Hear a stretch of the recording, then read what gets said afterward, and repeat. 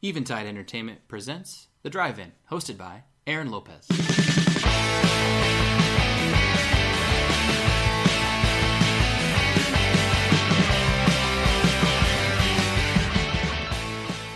All right, hey everybody, welcome back to another episode of The Drive-In, episode 16, coming at you late on a Saturday night, but that's all right. We want to make sure we get this to you guys fresh, and my guest host this week is a former teacher friend of mine, a fellow scary movie lover, and surprisingly, I don't know if he's as open about it, but as a fellow WWE fan, so it's always kind of cool to catch up with him. We haven't seen each other in a while, so it's good to catch up and have you back. Welcome to the show, Ben.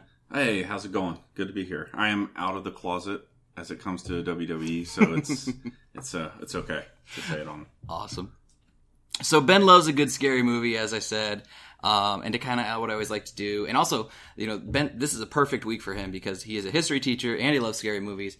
And our movie this week is Winchester, starring Helen Mirren, Jason Clarke, Sarah Snook, I believe. Snook? I've never seen her before, so if I butchered her name, I apologize. And directed by the Sparrow brothers, who you may have seen last year with Jigsaw. And they've also put out what I consider to be the better of their movies, Daybreakers, which wasn't too bad. It was a pretty interesting movie. It's a different take on vampires. Yeah, something that we hadn't seen before, kind of futuristic. You know, we've seen some of those before, but it was good. I liked it.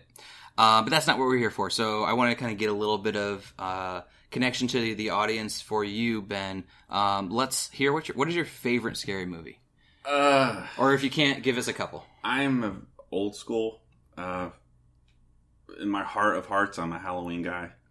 Okay. I just find the premise of it and even the details of how it was shot and what the budget and everything and the longevity of it that you could still watch it today. The original, of course. Not H2O? That movie had so much promise. It did. And it was like 50 minutes of LL Cool J and Jamie Lee Curtis. LL Cool J is my favorite actor... artist turned actor that you wouldn't expect in a scary movie, but is in like 15 scary movies from like the 90s and 2000s. But never dies. He's the only black guy that doesn't die in a scary movie. Because it's LL Cool J. You can't kill off LL. Okay, cool. So yeah, a Halloween fan, and something that I think is really interesting. And as we're going along, feel free to kind of chime in with any of this. The Winchester Mansion has got a lot of history to it, and we were talking before we got started here, and Ben was given a lot of just like a comparison to the from the movie to the real life, and saying like, okay, how close were they, and things like that.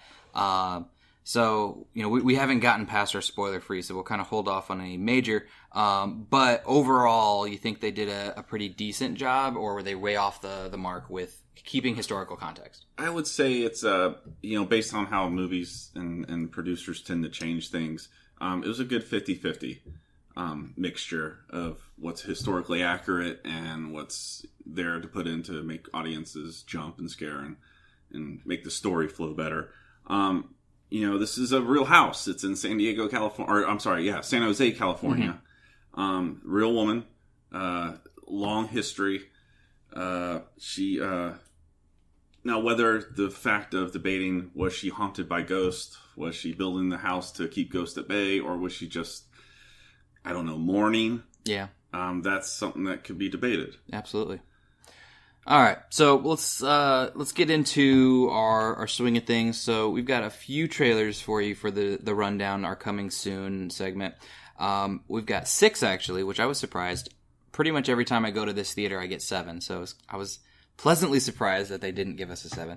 But we have Acrimony, Overboard, Red Sparrow, Slender Man, Truth or Dare, and Unsane, which I've only seen the Red Sparrow trailer. This is the first time in a while that I've got a lot of new ones. I've got my thoughts, but Ben, were there any that you were interested in that kind of caught you for good or bad? My wife is a big fan of Overboard, the original. And so when I kind of nudged her in the theater and said, yeah, this is a kind of a remake, rehash of Overboard, she was not pleased. You see that a lot in the past 10 years in Hollywood where they try to rehash something. I just don't know if that's going to float. I mean, it may for Anna Faris generation? Yeah, I don't know. She's one of those that I thought she was kind of done. I hadn't seen her in anything really recent. You know, she has her House Bunny and Scary Movies, and it just feels like I don't want to say that she's washed up, because she's still putting out some. I mean, she has her niche. She has her genre. Yeah. You know what you're getting in her type of movie. But I think that, it's kind of one of those where it could be good for a few laughs, but is it going to be a good movie? Probably not. I don't know. Yeah. I was kind of interested in the Slender Man and the Truth or Dare. Those seems like a very millennial horror movies. Whereas it's almost like you take a concept from YouTube and you can spin it off into a horror movie. It's like Slender Man, that will be this generation's Blair Witch. It will or won't? It will. It will, yeah. I can see that. You know, it already has a huge following on the internet, and you know, I'm sure when the movie gets closer to being released, they'll have some type of spin campaign to put it out there. Well, and that was something too that I guess I'm just behind on things, but Jordan, my wife, leaned over to me in the movie and was saying like, "Oh yeah, they just got the two girls just got sentenced," and I was like, "Wait, what?" She's like, "Oh yeah, something happened based on this." And I just thought it was like myth, folklore, kind of like a just scary thing. No, apparently like something happened based on this concept, and so I'll have to look into that, because you definitely got a little bit of the connection toward the end of the trailer. It made you feel like, okay, something bad happened. Police officers show up at the very end of the trailer, so that'll be cool. I'll have to check out the actual news and the real story that inspired a very bizarre, scary movie. Yeah, and I'm with you on Truth or Dare. Felt like a teen horror movie. But it looked like a better version. It looked like a better version of like Happy Death Day, which was like kind of cheesy. Yeah. This one didn't feel cheesy. It was pretty creepy. Again, maybe this generation's Final Destination. Yeah. You know? Absolutely. I can see that. The smile that they all did. Yeah, it was a little bit creepy. That was a little off-putting. A little unsettling. You know, and it's so hard today. I would say horror is probably the hardest genre today to be original in. Mm-hmm. Because the conventions are established. And even Winchester, which we'll talk about, uses a lot of those conventions. Exactly. And so, you're absolutely right. It's just tough to come up with something new. So then that's when we get something new. For example, one of my favorite movies recently, well, not recently, but in the past like 10, 15 years, is Cabin in the Woods. Yeah. That was different. But it used the conventions and flipped them and then said, here, now try and figure out what's going to happen But the concept and plot was totally original. Mm-hmm. You know, I kind of felt that way when I saw Insidious.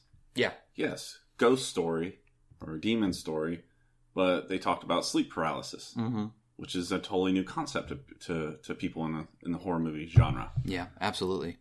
So, yeah, I'll probably go see this. I think Jordan wants to go see this, but Red Sparrow, to me, it just, every time I see the trailer, me and Amanda last week just butchered it because Lawrence's, her accent sounds so fake. And I don't know. It looks like an interesting story. I'm just not, I don't know. I like Joel Edgerton. I'm not a huge fan of this combination, though. Is it to say that we're probably oversaturated with Jennifer Lawrence right now? I think so, and I loved her. So do I. I was so into her stories and everything, her portrayal. Her in American Hustle. I loved her in American Hustle. It was not that good of a movie, but I loved her in it. And Silver Linings Playbook, and I loved that style. Joy, even, I thought was pretty good. To me, it kind of feels like those movies that you're talking about, like those were safe, good picks, and now she's like, okay, I'll do this, I'll do that, I'll do this. Where it's, you know. She's getting off the rails a little bit. Passengers was her first kind of, okay, let's try something different. And now this. And what was she in? Mother, which I haven't seen, but I've heard a mixed reaction from. She's trying a lot of weird things, which she can do now. She can. I believe she is the highest paid female actress in Hollywood right now. So, I mean, that's gotta go for something. Okay. Yeah, I mean, we talked... Well, Acrimony, I think we should probably at least mention Acrimony. Yeah. Acrimony was different. It seemed very like a real story. Essentially, the trailer tells us that a wife and husband are having some marital issues, but she's at a psychiatrist talking about this, and as the trailer progresses, there's subtle drops that the husband's doing things that are maybe cheating. He's got a fiance now that the trailer shows us. And it seems like there's some sort of like major twist that the movie's going to ultimately come to. It seems really interesting. I don't know the actress's name, but I know she is in Empire. She's the lead in Empire on Fox. But her name's escaping me. But it looked interesting. Yeah, the trailer was very vague, or kind of try to swerve you a little bit. So it's like, is this a marital thing, or is this a psychological thing? I mean, it was, out of all the trailers, it was probably one of the most interesting. Like, I couldn't tell really where the film was going. Yeah, and we kind of talked about this like ahead of time. We were talking about the Venom trailer, which dropped like a day or two ago. And we were happy with it. Both of us kind of said, like, that's good. We didn't want to see too much, because then why go to the movie? And I think that Hollywood has a lot of issues doing that nowadays. They feel like, and that's why, like, with the Avengers trailers, I've seen the first one. I don't need to see anymore. So, because all these trailers continue to just tell us the whole movie, and then there's like one or two surprises in a 2-hour movie when there should be one or two things you know. Exactly. I mean, don't you feel like you can tell a movie's going to be bad if you can pretty much paste together the plot and what's going to happen based on the trailer? Yeah, I still hate it when a movie gives away one of the main plots. Like, one of the reasons why I still haven't seen Downsized, which a student of mine told me it was one of the worst movies he's ever seen. But I looked really interesting. But the second trailer they release tells you one of the major twists, that the wife doesn't join him. Like, you see 2 trailers, you know the whole movie. You don't know how it ends and how he comes to this resolution of figuring things out, but that's all you need to know. I don't want to pay any money and spend 2 hours to learn one little thing. I want to be, entertained and taken on a journey that I only know a little bit about. So. You only, in a trailer, you only need one little carrot dangling in front of you to interest you. You don't need 50. Yeah. So Acrimony did that. We don't really know what's going to happen. We know it's going to have some suspense, some thrills.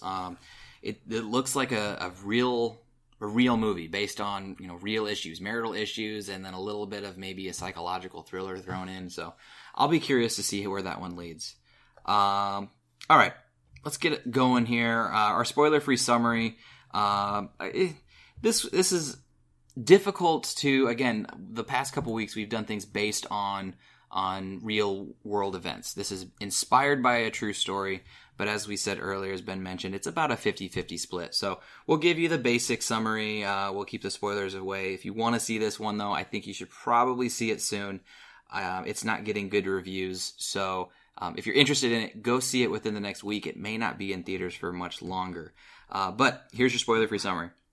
Ensconced in her sprawling California mansion, eccentric firearms heiress Sarah Winchester believes that she is haunted by the souls of the people killed by the Winchester repeating rifle. We've got a little bit more that goes into the storyline, but to prevent any spoilers going, we are going to stop with it there. If you haven't yet seen the movie, pause it, come back to us in a couple days, a few hours, however long it takes you to see this. But here's your 5 seconds of airtime to get off of the air, and we will see you soon. All right, so we are back with only those that care about hearing us talk or have seen the movie.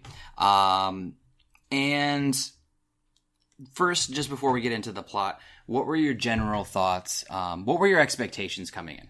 I kind of looked at some reviews, which sometimes I do and sometimes I don't, if I'm curious to see what people are thinking. And, I've seen a couple of TV spots, and I kind of had low expectations going in. I was looking at the trailer and, again, some of the TV spots, and I was like, oh, this is kind of like formulated. Yeah. I've seen it in 10 other different horror movies about ghosts and demons. Those conventions we talked about earlier, we see a lot of them in the trailers. So it was like I was trying to piece together. I was like, okay, I think this will happen here and this will happen here. So I kind of had low expectations going in. Okay. Yeah, I'm with you there. I actually, there were 2 things that kind of threw me off. I went this morning to look at the times for it, to check for, I want to see how many seats have been taken. And the site that I use shows the Rotten Tomatoes score. And I was like, oh yeah, look at 50 Shades Freed, which I am happy to say I did not see a trailer for today because it came out this weekend. But 50 Shades Freed got an 11%. And I was like, sweet, finally, justice is had. And then I kept scrolling through and I'm like, oh, Peter Rabbit got like a 56. Still rotten, but wow, that's pretty good. And then I go down and Winchester's got a 10. And I'm like, no, that's not good. And then so I looked at that and I told my wife who went with us tonight, and so she looked up a review and started telling me some things, and I'm like, oh crap, so this isn't going to be very good. So it was the same thing. Like, my expectations were immediately lowered. I didn't take those into it. I kept an open mind, but having that first little, like that punch in the gut that says this may not be as good as you were hoping was kind of upsetting, for sure. Did you have any thoughts about switching to 50 Shades Free? No, okay. Not even close. No, and that's one of those things that I'm happy to say I've never read one of the books, never seen any of the movies, and I think I can sleep soundly having said that. Yeah, I think it's not much of a worry on my end. But yeah, I have to redeem myself for having seen all of the Twilight movies throughout my life. So gotta say no somewhere. Gotta draw the line at some point. So. All right, so let's get into the plot here. The movie starts out with a kind of the traditional kind of cold opening to a horror movie, which gets us a little bit of information, and then we jump to another scene. And we have Mary and Henry Winchester, who are two of our main characters, the creepy ginger, as you said. Yeah, this is, the casting people for this movie did a hell of a job picking a creepy ginger kid. No offense to gingers out there, but I mean, very pale skin, freckles, red hair. Mm-hmm. I mean, he was the bowl cut, like the longer bowl cut, but a bowl cut nonetheless. Yeah, it's almost Children of the Cornish. Yes, absolutely. Bowl cut. He was just missing the farmer's hat. Yeah, it was a really creepy looking kid. Yeah, and we've got them, and Henry gets out of bed. Well, you have the wind that blows out the candle, and we hear some noises, and he gets out of bed. And to me, I really appreciated this is something that we can kind of talk about, but this movie went for the jump scares. We talked about a lot of jump scares. Yeah. One thing that I felt it really missed was the unsettling scares. The things that make you just uncomfortable because they're a little creepy. We had a couple of them. We'll talk about them as we go. But for me, the first one that I loved and really made me like kind of squirm a little bit was seeing the sack on his head. Yeah. There's nothing creepier than waking up in the middle of the night and seeing your kid standing on a stairwell with the sack over its head. I mean, it's something's going on. And again, I think it should be mentioned, this movie's set in the early 1900s. Yeah, like 1906. Yeah. So it has this atmosphere of what you said, the unsettling tension or scares. It has that formula that it could do that. Yeah. And I agree with you. It kind of missed that on some spots. Yeah, and it was one of those things where you see, like you said, like the end of a hallway, a kid standing, like staring at you, but there's like a burlap sack over his head, and you're like, okay, this is weird. But then he quickly turns, and that turn was like, Jordan goes, like she didn't verbalize a whole lot in the movie. Going that was back one. To bed. Yeah, I was like, nope. You do what you got to do. Yeah. And so he turns, and then Mary goes and follows him, and then he's right there on the top of the little landing. And it was like this build up, takes off the sack, and he's got the gray, foggy eyes. Yeah. And then he's like, okay, and he points up. He's like, they're coming to get you. He's coming to get us. And again, you don't have the quaintness of just flip it on the hall lights. Yeah. She's carrying around a little lantern, kerosene lantern. So it adds that tension, that creepiness, because you can't really see everything. Yeah. But yeah, I thought it was a good opening scene. I agree. It didn't give us too much. It set the scene. It made you a little creeped out, but it didn't try for these huge jump scare to start the movie. So it was a nice way to ease into it. Then we jump over to Dr. Prince, Eric Prince, who is more or less the protagonist of the story. I'd say the story is kind of told through his eyes the whole time. Yeah. So we see him, and he's sitting in his office. He's on sabbatical, and he immediately sees this picture of a stag, and it's bleeding, and then kind of shakes his head, and the blood's gone. But we see him and one particular girl and a couple others that are in this room with him, and they're on medicine.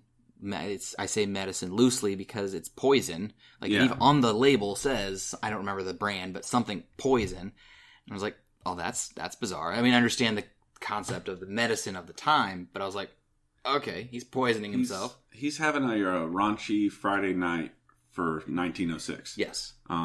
It's kind of makes it clear that these women are working women. Mm-hmm. And they talk about his money keeping his them money, mm-hmm. and they're all feeling pretty good with his little medicine bottle of poison.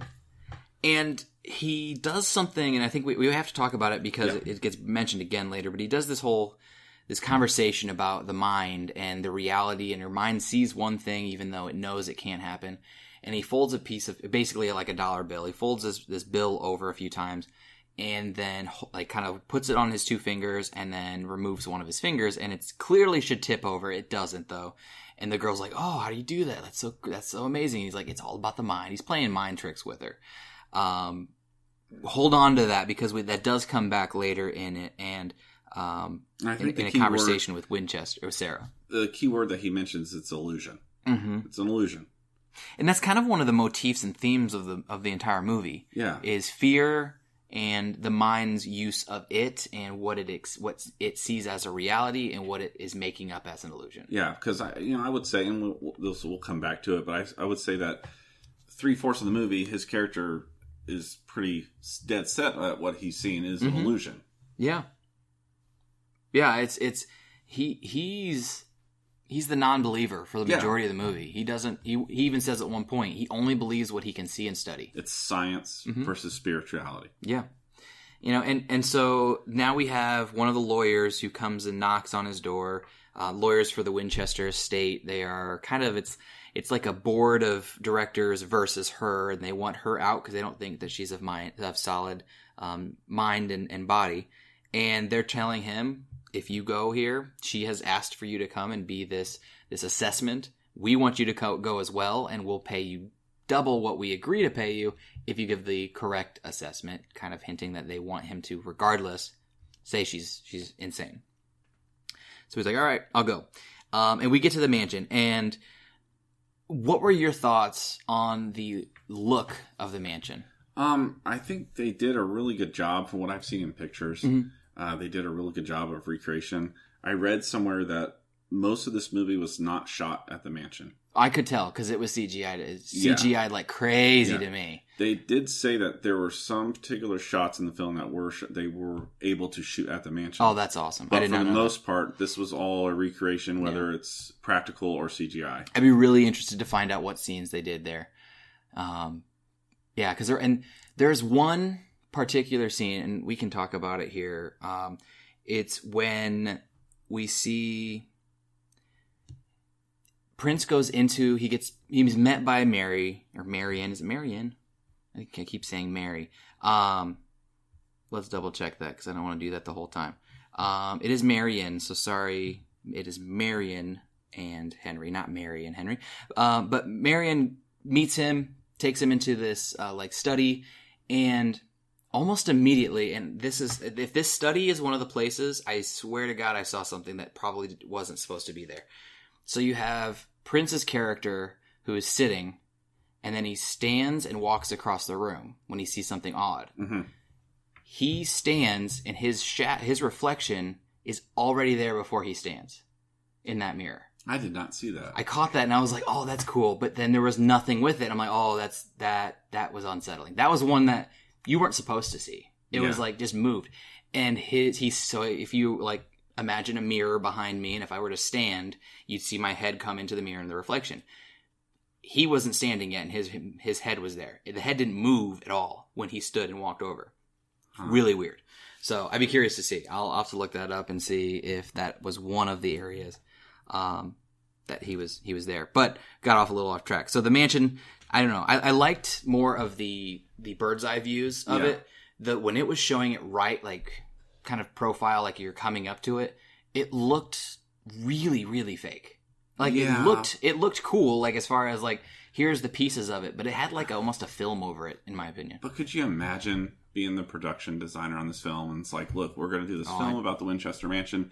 We need you to build one of the most complicated mansions in the history of America. It's that would have been I'm sure it was a nightmare. Absolutely. And the thing is that they went throughout the film. They went all over the house. Yeah, they were all over the place. They were all over the place. So I'm sure CGI saved them a lot of money instead of practically rebuilding the mansion. Yeah. Well, and I agree that they weren't going to be able to recreate this outside of CGI. Yeah. I just wish that they would have taken a little bit of money from the ghosts and put it into CGI to polish it a little bit. It really just almost felt like they were sitting in front of a green screen, which they may very well have been. But or what would it hurt to, do some overhead shots of the actual mansion? Yeah. I mean, at that point, absolutely. I mean, it is a historical site, so nothing really has been done to it to alter it since its inception. So yeah, I don't know. It's a picky moment, but that's what that's one of those things that just jumped out to me. So, but yeah, we get to the mansion, and we very early we get Prince in his room, and this is where we start to really get into the story and start to begin getting jump scares and all of these things. Up to this point, it's just kind of been expository. We're just kind of getting some background. So he goes into his room and he's looking at things, and if you've seen the trailer, you've seen this part, which I was a little disappointed that their first jump scare was one that we already knew about. But he's looking at himself in this mirror, and it keeks rotating to a chair. That was cool. Yeah. I like the rotation. And they did it several times. Yeah, I think it was like 3 times. I leaned over to my wife and I was like, well, something's got to happen. Because they kept going back and kept going back, which kind of made it unsettling. Because you're like, yeah, absolutely. Something's going to happen. And he does it 3 times. And each time the mirror turns itself a little quicker. The first time's very slow. And the second time's a little, And I don't understand. He didn't seem to care at all. It must have just been like, oh, it's off balance and it's moving. But the last time he does it, he kind of like gives it a jolt. He kind of moves it quicker, and it goes almost completely profile, and you see a face of somebody who's sitting back there, and he freaks out. Which I love the fact that they kept the reflection, and they saw him go back, they immediately went back to it, and the guy's gone. Yeah. What you don't usually see, we talk about conventions. There's a rise and fall in horror movies. Yeah. They scare you, they let you calm down. Roller coaster effect. Yeah. This one did not give you a roller coaster effect. This was scare. 10 seconds later, you see it again. Yeah. Oh my gosh. That one got me. That one, there are not many. Because the first one, like I said, it was in the trailer, so I knew it was coming.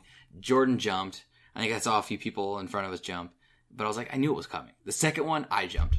Definitely jumped in the second one. Yeah, they doubled down on that. And what is it with horror movies where it's like things just move? And everybody just goes like, oh, that's just, must be gravity. Yeah, and they're like, oh, absolutely, this is absolutely normal. If something falls or moves in my kitchen and I'm in the living room, I got a bat in my hand. Yeah. To double check. Like, I don't... Well, and that was... And if we jump back like 10 minutes into the movie, when he's in that office for the first time, you see like a bunch of papers fly. Yeah. And it's windy. But then you see the papers fly, and then not in the direct path of the wind, you see a magnifying glass and a pen or something like that on the desk move. Mm-hmm. That should have been like the wind wouldn't have moved that. And then he looks over and he sees the shaking door, which they played that up a couple times. Yeah. Shaking door not actually being something. But how hard is it to open a door? Like the girl was there for a while and her hands creeps out. But that was kind of going back to the second one. You see the farmer in the corner. It's like I think he was a farmer. He had a pitchfork, I think. Yeah. And like overalls. But sitting like hunched up on this chair, the chair they keep going back to in the mirror. And that was creepy. I liked that ghost. That ghost was cool looking. I wish that we would have gotten a little bit more of him, or at least seen some interactions. Because I feel like a lot of the ghosts that you do see in this film is very quick. So I don't know, because it was CGI, they didn't want to put a lot of detail in it, so they had to make it quick. But I would have liked to have seen more too. Well, and that's the thing is they build up a lot in this movie. There are a lot of moments of the anticipation. We talk about the conventions. If you've seen a scary movie, you know that like, oh, hey, you don't go into a dark closet. Something's going to show up there. You don't go by yourself. You don't get out of bed when something weird happens. They played into all of these, but there wasn't a payoff every time, which I don't know if is a good thing or a bad thing, because if you get a payoff every time, there's not really a surprise. Yeah. But for how often they did it, I kind of wanted a few more payoffs, I think. Yeah. I don't know. it was just one of those things that kind of, the ones that we got, I anticipated. They were good. They got me. I jumped, but I think I would have preferred a couple more. There's a couple of the payoffs were a roller skate, which I thought was kind of interesting and funny, but also cheap. Yeah. I don't know. And you could kind of see them coming. Yeah, I think so. You saw them laying it out, and it's like, okay, here we go. Yeah. Again, going back to your reference of a roller coaster, you know where the high and the low spots are going to be. Yeah. Like, I know we're getting ready to talk about, but the scene where the kid wakes up. And it's the classic, I hear something, let's look under the bed. Don't look under the bed. So, I mean, they laid it out very well, but, you know, if you're not into horror movies or you only see certain ones, it's going to jump scare you, but if you watch horror movies a lot, like you and I probably do, you can see that it's a formula. It's just laid out. It's like, this is where it's going to go. Yeah. Yeah, and I mean, continuing with it, so after the two scares in the room with Dr. Prince, we go back down to dinner, and Prince opens the door, and he sees one of the butlers who's like, and that's kind of one of those like ironic scares because you don't expect someone to be there. Yeah. But he's like, hey, dinner's going to be served in 10 minutes. And he's like, all right, 10 minutes. You didn't see anybody? Kind of want to like the double checking. He's like, no, dinner will be here in 10 minutes. All right, great. So he goes down, he gets down there. And you get a little bit of background into Marion and Henry, as well as Eric, about this whole idea that they both lost somebody recently. They've dealt with death very recently, and Henry, I mean, they don't really touch upon this a whole lot after this. At least if they did, I missed it. But he goes, I'm really sorry, that you've had to deal with that. And Henry goes, I'm not. I'm like, oh, what the hell, kid? Like, we need to talk. I'm a psychologist. Yeah. And we need to talk. Like, that was really weird. And they didn't touch on it. No. Like, the mom was like, oh, don't say such things. Oh, that's such a bad thing to say. And then they never talk about it again. Like, Henry's the creepy kid. He is, like, possessed multiple times. He's singing the creepy songs. He's the weird, like, antagonist almost of the story. He's the body that they give a lot of the creepiness to. Now later in the film we do find out a little bit more backstory to his dad, her husband. And maybe that was a way to balance out that comment because they talked about how he had drinking issues and things like that. So maybe that's that takes a little bit of work on the audience to piece that. But I hadn't thought about that. But I mean, there was a long pause between that comment and information where a normal audience member would have been like, oh, I forgot about that. Right now I did. So yeah, absolutely. So they have their conversation and you see the very creepy, this is the first time we actually see Helen Mirren is at this dinner.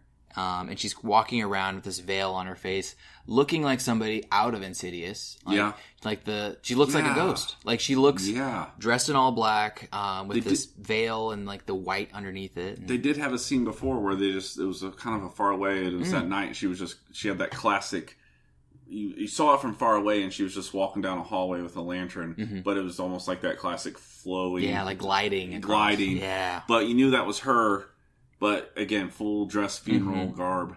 But this is like the actual first time we get to like see her, hear her. Yeah, she takes it. She pulls her veil back and starts talking, and seems very immediately of sound body and mind. She seems like she knows exactly what's going on. She kind of seems like the no nonsense heiress that you would expect. Whereas everybody's saying that she's doing all these crazy things, she acknowledges she's doing all these things, but she's very much reasoned why these things occur. Whatever they are, we learn about them as they go. But yeah, she's just talking to the guy and she's asking him questions, and it seems like very simple. Like, oh, okay, Helen Mirren's playing Sarah Winchester. She's great. She's and right off the bat, she seems like she has a lot more information about him than he has of her. Yeah. She talks about his drinking and his substance abuse, which I feel like kind of caught him off guard a little bit. Because it's like, I'm here to talk to you. You're not here to talk to me.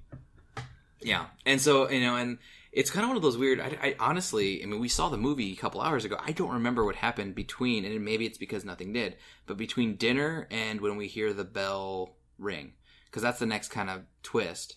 But I don't remember how we got to the bell ringing after that first dinner.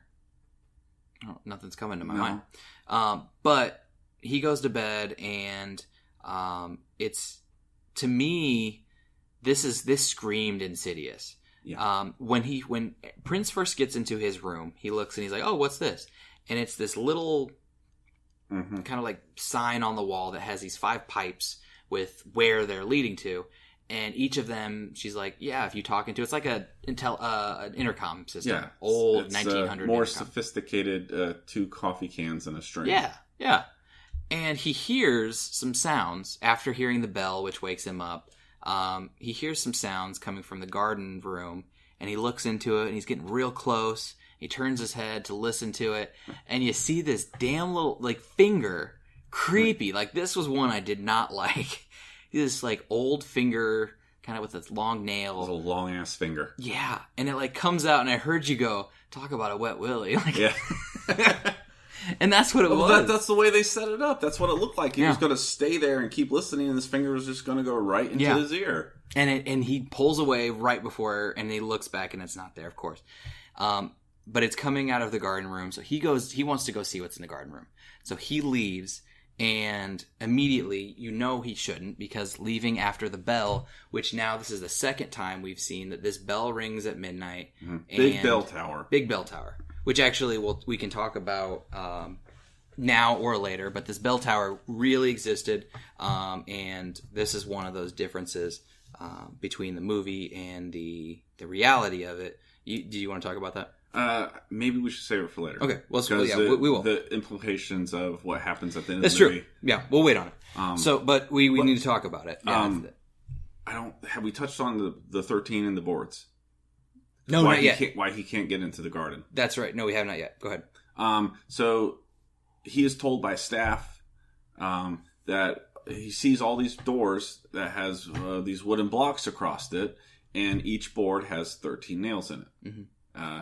And he's not sure why. Then he hears that sound from the garden center. He wants to go down to the garden center. Garden center is the same setup, board across it, 13 nails.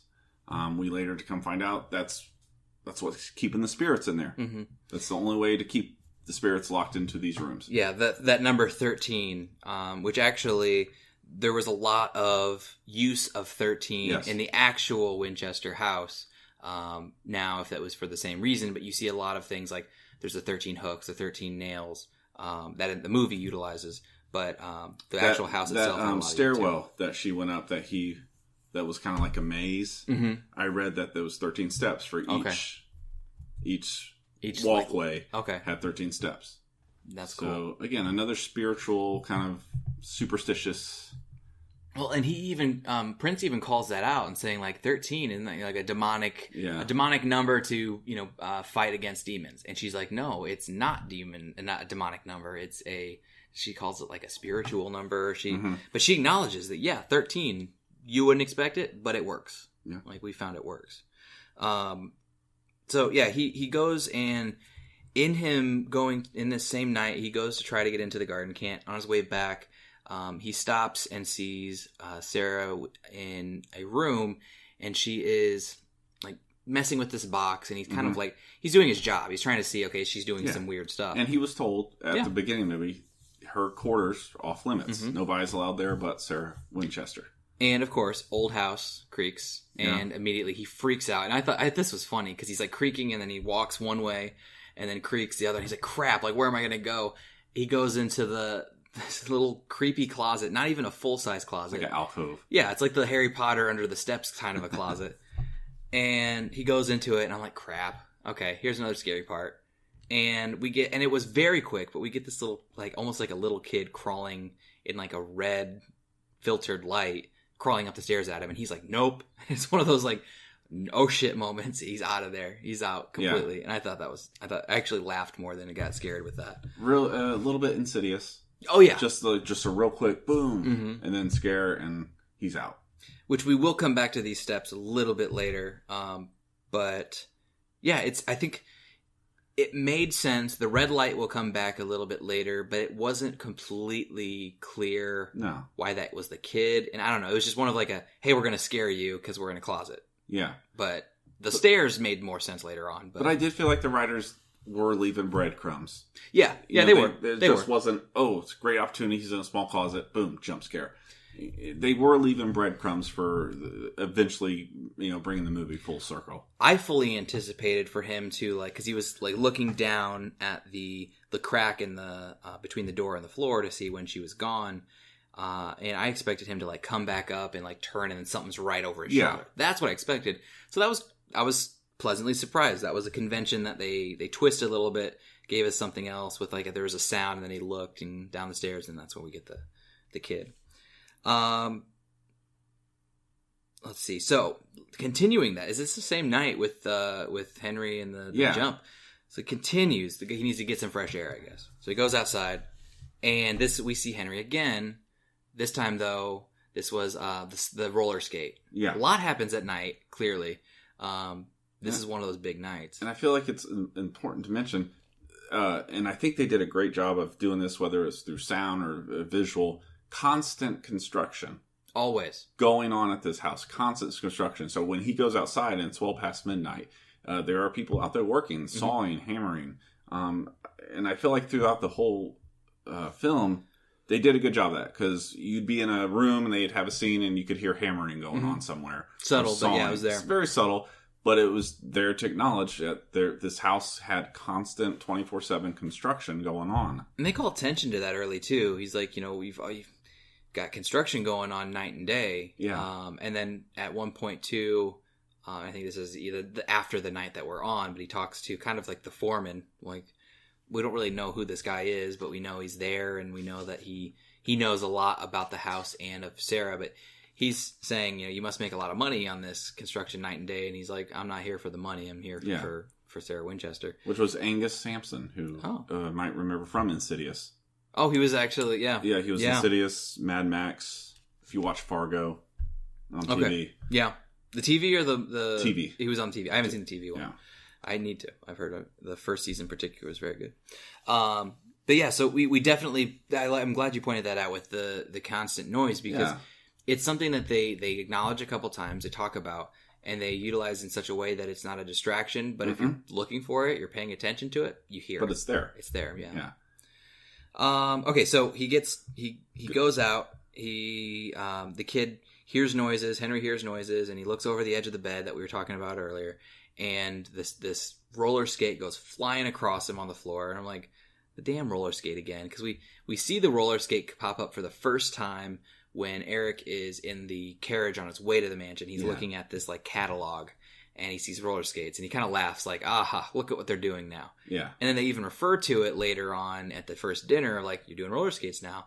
And we're trying to expand the business.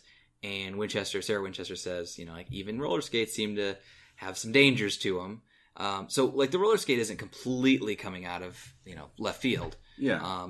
But that's your jump scare, really. It's Poltergeist 101. You look under the bed, something comes flying out. Yeah, absolutely. Yeah. So he goes after it, or he kind of follows it. And the next thing we see is after Eric comes out to get the fresh air with all of this construction still going on, he's kind of gather himself. He's looking at the house. He looks up in the rafters, and he sees Henry standing on the edge with the bag or the burlap sack again over his head. And he's like, hey, look, guys, there's a kid, and he's going to fall. And he runs and runs and runs, and the kid falls on him. So he saves his life. And then they pull the sack off of his head. Mm-hmm. Mother comes out, Sarah comes out, and he still has that glossy, foggy eye look. Yeah. What did he say? He says, I see you. I see you. And it's he's being possessed. He says to Eric, I see you, in this demonic voice, and then it goes away. And he's like, what happened? What happened? You just jumped off the edge of a third story, landing, dude. But yeah, so that was unsettling. The possession. Anytime possession gets involved and it's done well, which I think this one was. There was some times where I was like, but overall, I think it was done well with Henry. It's a little creepy. It is. Anytime, especially a kid. Yeah. And what I appreciated about it is they didn't like try to contort anything or change facial features or anything. It was just either he had the sack on his head or his eyes were foggy. Yeah. It was very simple. It was very simple. So then the next day is interesting because it's the first time we really hear about the background as far as from Sarah's perspective, which is it happens in her office in that same setting, and she's talking about her curse. One of the things she talks about though is that we can go into the detail, but in that scene, the thing that I thought was the most interesting was when she says, "Who else do you see in this room with me?" He's looking around. He's like, "Nobody, just you." Yeah. And she's like, "Your mind's not clear enough yet." And I'm like, "Oh, who the hell's in the room with them?" Like she can see all these people in the room with her, but he can't. It's a sixth sense type of. And it was just like, it's this concept that if you believe in ghosts or you believe in the paranormal and anything like that, if you've ever been in a room and you've thought about, like, if you've seen, hey, here's the things that are going on when you have a really like active spirit. Yeah. It's those that aren't active but are still there. When you start to think about it, you're like, that's kind of a creepy thought. Yeah. And this is one, like, they kind of poke at that and they're like, there's people in the room with us, but you can't see them.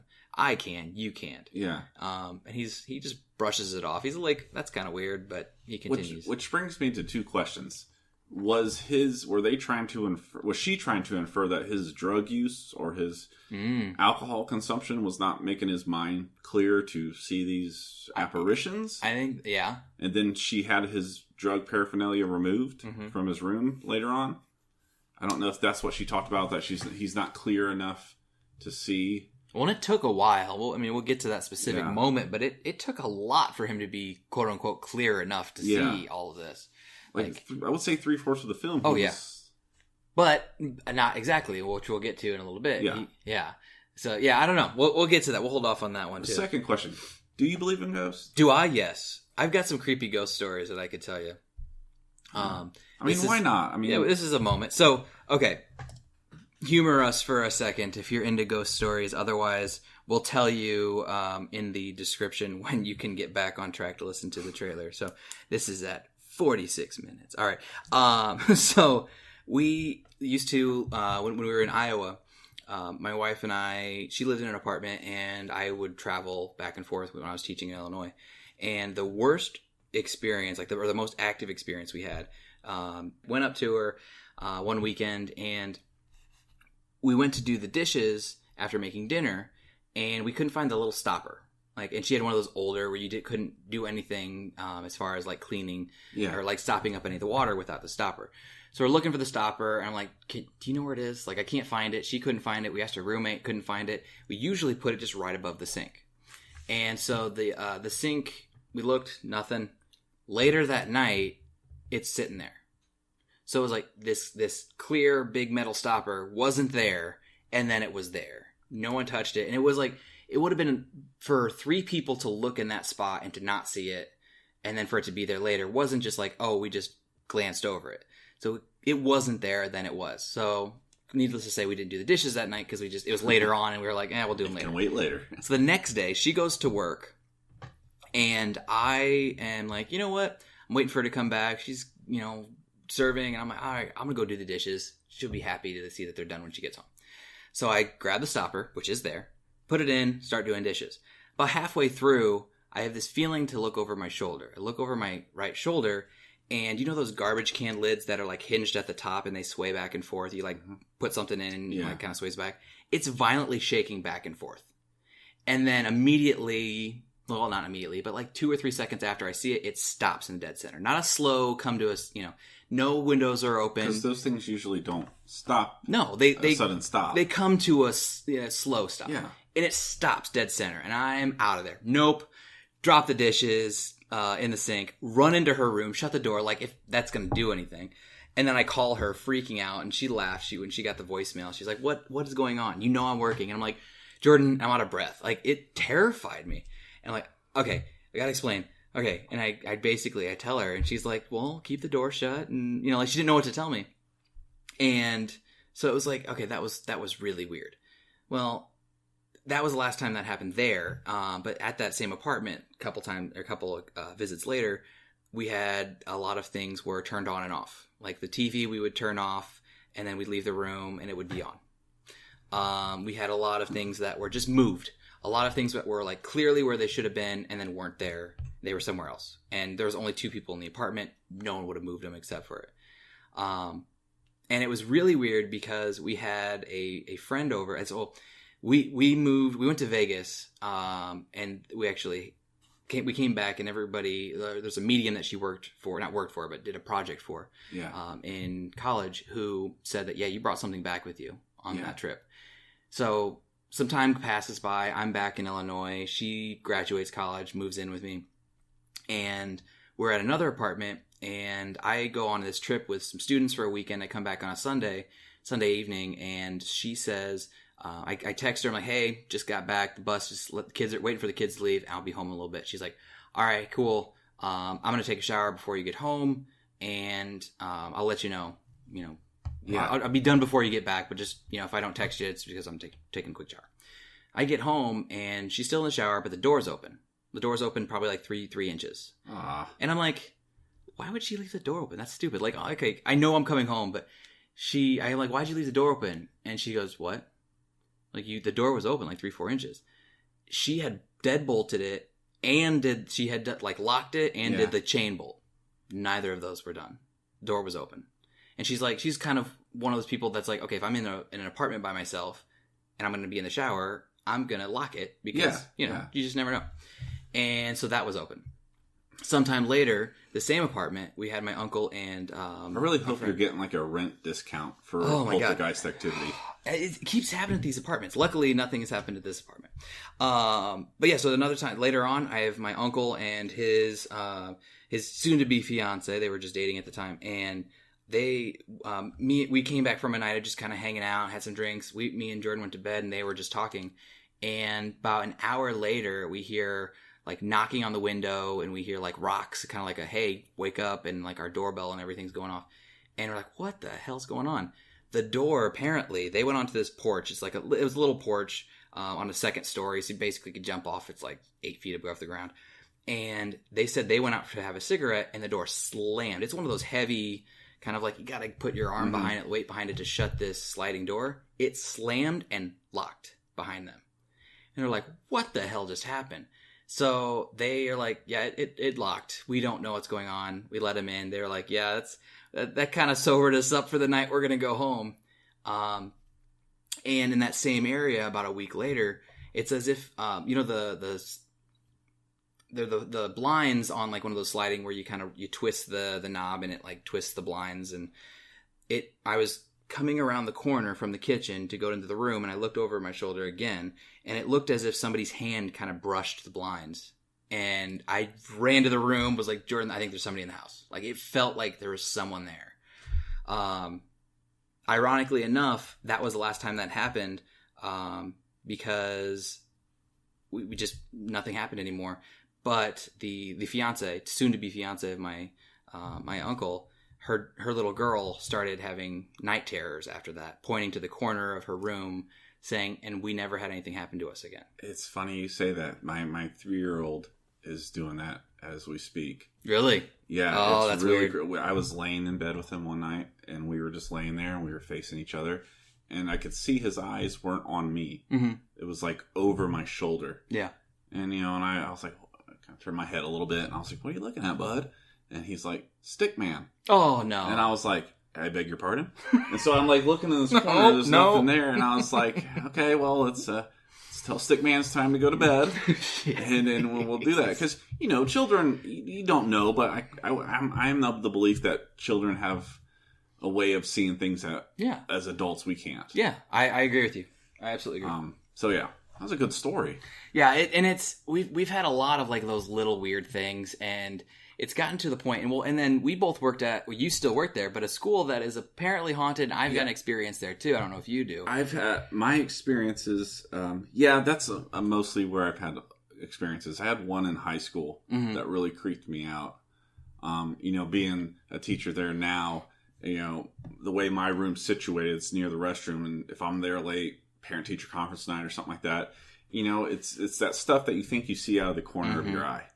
Yeah. I could have swore I saw somebody walk into the restroom. Did you ever smell the chlorine? No. Oh, you haven't smelled it? Oh my God. Okay. So, humor us again. This is a cool story. The school, the whole concept, it's not a concept, it's a real story that happened. A teacher was found dead in a pool in like the 20s. Was it the 20s or 30s? And all of the rumors and myths behind it is that she was having an affair with a student, and the student and her husband went missing pretty much after that incident. Never seen again. Never seen. So our both of, because we were next door classmate neighbors. Yep. And 2 stories down would have been the pool. Yeah. It's sealed. Yeah, it's sealed off. You can still get down there, but it's not. It's like in this basement that doesn't exist anymore. Like you can get to it for purposes, but it's not used anymore. But I'm surprised you never smelled it. So Jordan's experienced it, and you walk out of the room, and it's like there's like an invisible wall that you turn the corner and you smell chlorine. Like it is hitting you in the face, brand new, fresh pool chlorine. And then you take a step back, gone. It's like step into chlorine, no chlorine. So that's one of the things. And the other one is I was there after an audition one night and typing some things that need to send some emails, and it was probably 8:30, 9 o'clock, and I'm like, all right, I gotta get out of here. We were in the old part of the building. Yeah. Which can be very creepy at night. Oh, it's so creepy. Very creepy. The old, tile floors with the laminate that goes on. It's really long hallways with these big archway doors. Yeah. So that back office area that we kind of had that as that shared space. Yeah. The door that was on my side slammed shut. Hard slam. No windows open. Nothing. Slammed shut.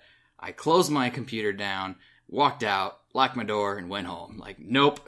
It was not doing it. I was a senior in high school there, and our history teacher had asked me and another student to help run a junior high fun night. Mm-hmm. So we did it, and we were there late. Everybody had left except for the 3 of us. We were up on the 3rd floor, basically directly under where your room was. Okay. Or above where your room was. And so we're packing up stuff. We're the only ones there. The only way to get out is through the gym. Everything else has been locked. So we're in his room. We're packing up, putting cake stuff up and food and stuff like that. And it's close to about 11:30, midnight, somewhere in between that time. And we're just doing our stuff, and all of a sudden, the bells go off. I've heard about this. The class change bells go off. Man. And so we all look at each other, and we've said we can do this tomorrow. Screw it, let's go. Now, we're up on the 3rd floor. We have to go all the way down these hallways you talked about, down this big grand staircase, down through some other hallways to get out through the gym. And we're doing this with like cake knives, back to back. Walking down, we get to the 1st floor, and we just bolt for the doors. Mm-hmm. So next day in class, principal comes in. She's asking him about how the thing went and stuff like that. And he asked her, he says, hey, how come the bell system's on? It was like 11:45 or something. It went off. And she was like, what are you talking about? And he's like, well, last night we were up here, and the class change bells went off. And she goes, we turned that off at 5 o'clock. Yeah. We turned the system off. And we just all looked at each other, and we're like, yeah, don't ask us to do. No, we're not going to stay here anymore. Yeah. Yeah. And that's that unsettling feeling that we talk about, that we really, you're afraid of it, but you like it. Yeah. Like, you want to experience it, but in the moment you're terrified. Yeah. And it's cool to have those stories, and it's cool to kind of be able to, if you've experienced something, to, be able to talk about it like we were just able to. And it's, I don't know. So long story short, yes. Yes. I do believe in ghosts. The longest answer ever. The 12-minute answer, the 12-minute yes there. So yeah, I mean, that's why I really appreciate these types of movies. This one was a little bit, like, I still think Paranormal Activity 1 was one of the best horror movies of the past 15 years. Yes. The 2nd, 3rd, 4th, 5th, 6th, 7th, 8th, I don't know how many they've done now. They've kind of had their moments, but overall weren't as good. I appreciated that movie for what they didn't show you. Yeah. It's the whole Jaws effect. Mm-hmm. You don't need to see it. Yeah, you don't need to see it for it to be scary. Mm-hmm. It's just a sound, and then I still think the very end of Paranormal Activity 1, if you haven't seen it by now, I'm sorry, but spoiler warning, where you hear the big noises downstairs, and then you just see her walk, or he flies at the camera. it's that silence and then the step, and then he flies through. Like that's because when people have experiences like we were just sharing, that's what happens. Yeah, you don't see it all. You don't see stuff. You don't see these ghosts. You don't see something gory. You know, the stuff that happened like in Paranormal Activity, that's the stuff you hear, the bumps, the noises, the creaks. Yeah, and a lot of times you ignore them because they're just noises. House. Yeah, you're like, okay. Houses creak. Yeah, so... All right, so back to the movie. We got a couple things before we take our break. But the curse that she talks about is interesting. It's this idea that she keeps a record, which I think is phenomenal. But it was also at the same time, it seemed like she had a book or like with a file for every single person. But she keeps a record of everybody who has been killed by a Winchester rifle because she feels partly responsible for it, as it being like her family's which is a lineage. Very extensive record because it was the gun of the West. Mm-hmm. I mean, it was a very famous gun. It was used in the Civil War. It was used by American settlers to settle. Mm-hmm. You know, it's a very popular gun. And it's you know, even people who aren't like gun enthusiasts, you've heard of a Winchester rifle. Correct. Like Winchester is just one of those common names that you're like, oh, okay, yeah, that's a gun, right? You just kind of know about it. So she feels partly responsible. It's this guilt, and it helps her kind of deal with it to try to help. She feels that, says that every single person who's been killed by one of these has made their way back. They're attached to this house somehow. Mm-hmm. We build a room for them. It's a room that they are close to. It's a room they died in. Mm-hmm. And it helps them come to resolve the problem. If they resolve it, we tear it down and we begin anew. If they don't, we lock them in until they do. And you've got all of these that are still locked up. So it's like, yeah, there's a lot of unresolved issues here. But that's a really good plot point because I'm surprised it took that long to get to it. But we get to it and now we start to get some answers. We start to be able to piece things together. And that night when he gets confined to his room because they say both him and Henry being out, and that's kind of a weird situation. So that night they're like, you're going to stay in your room all night. We're going to lock you in. You're not going anywhere. Of course he goes somewhere. He gets out and he crawls across into the Winchester side, the west wings that he's not supposed to go into, and sees her drawing, like kind of being taken over by the spirits, drawing. You had mentioned something about this. You kind of want to talk about the... Yeah, it's usually what's called is automated writing, where sometimes it's done at seances or when you're trying to, contact the paranormal or whatever. A person will sit down with a pad of paper and a pen or a pencil and just kind of open themselves up, if you believe in that stuff, open themselves up to any spirits like you would, I guess, a Ouija board. Yeah, board. I felt like that. It's called automated writing, where you just... Automated or automatic? I think it might be automatic.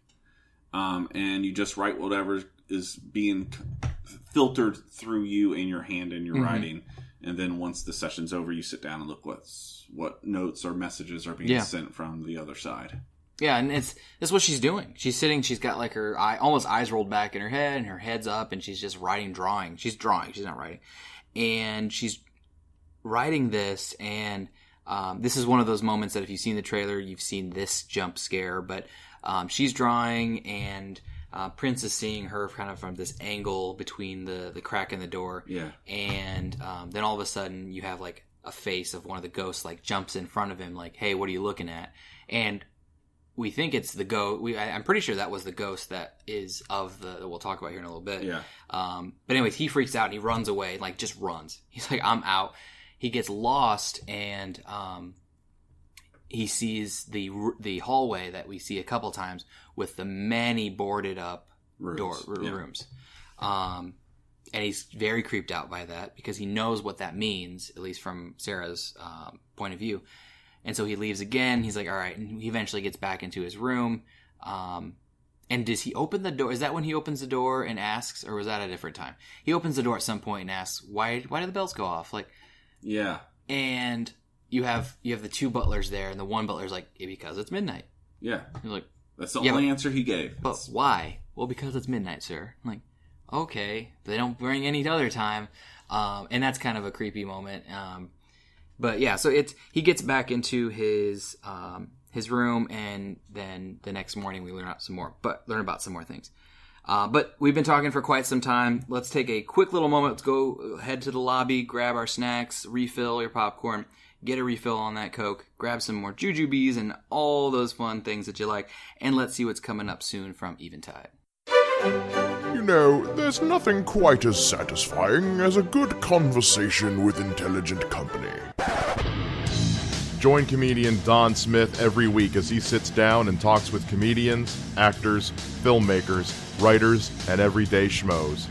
It's The Life with Don Smith, Wednesdays at noon on 106.9 FM, and now available on the Eventide Entertainment podcast feed every Friday on Spreaker, YouTube, and iTunes. The weekend is over. Monday is here, but that doesn't have to be the end of your fun. Every week, Ellison Smith brings you a new episode of Saltwater Gaming, breaking down video games of all different genres, consoles, platforms, and eras. Get it all every Monday on Saltwater Gaming, brought to you by Eventide Entertainment.